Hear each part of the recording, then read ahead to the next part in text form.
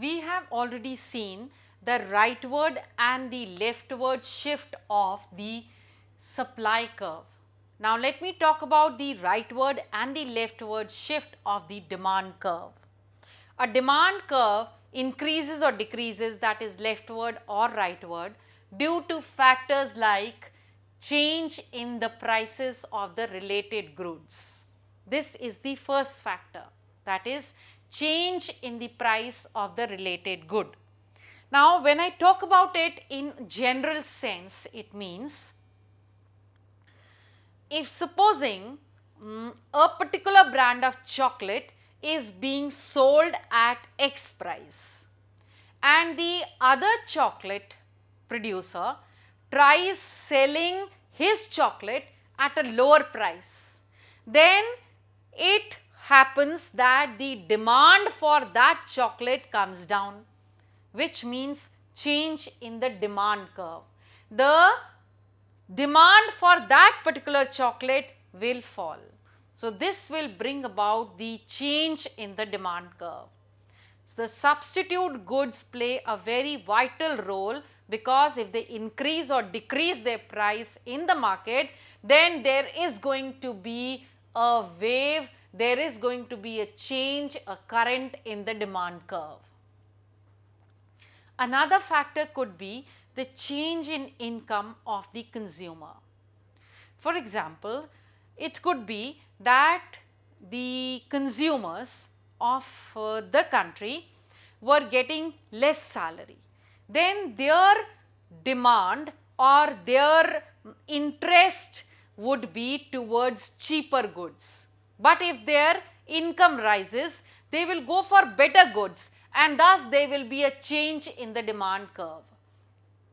So whether it is the increase or decrease in the income of the consumer, it brings about accordingly the leftward or the rightward shift of the demand curve. Higher the price, then that is not going to affect the pocket of the consumer, and he is going to ask still for better and better products. The next is of course the taste of the consumer. Every time you might feel that now not this but this brand is giving better results to my taste buds. So you tend to shift your supply, or you tend to shift your demand to another products. When this change in the commodity occurs, that is the time that there is a leftward or the rightward shift in the commodities.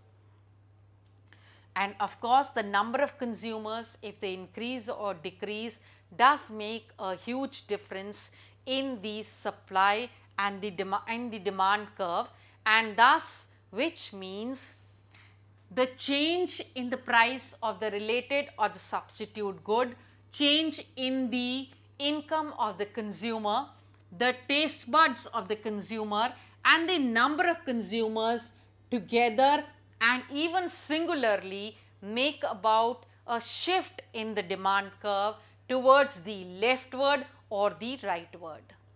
When we are talking of demand, supply, market and things like that, then we have seen that sometimes due to monopolistic market, there is a price which is very high, and sometimes due to the perfect competition, somebody could be selling the same product at lower price, somebody could be selling it at higher price, and so on. So there is a great variation, changes which are going on in the market as far as the price is concerned. But there comes about certain situation in the market when the intervention of the government becomes very important. And this price, when it has to be fixed, then the intervention of the government comes in two ways. That is the direct intervention and the indirect intervention. When I talk of the direct intervention, it comes about in the price in two ways, that is control price and the support price. Now what is a control price?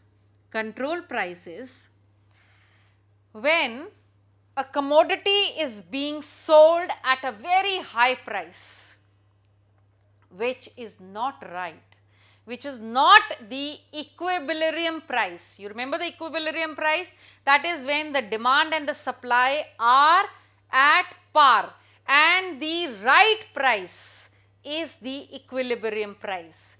So, when that does not happen and the prices are going upwards, the government comes about with direct intervention of control price.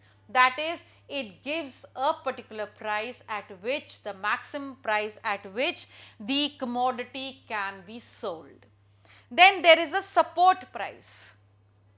Supposing there is somebody who is forced to sell his product and the people buying it are buying it at lower price. So, the government has to ensure the support price. This generally is applicable to the farmers. When the government announces the support price, the basic price for the grains and so on. So, the direct intervention of the government in the price determination comes in the form of control price and the support price. But there is indirect intervention also of the government in the control of the prices, which is like putting in or imposing taxes and also giving subsidies.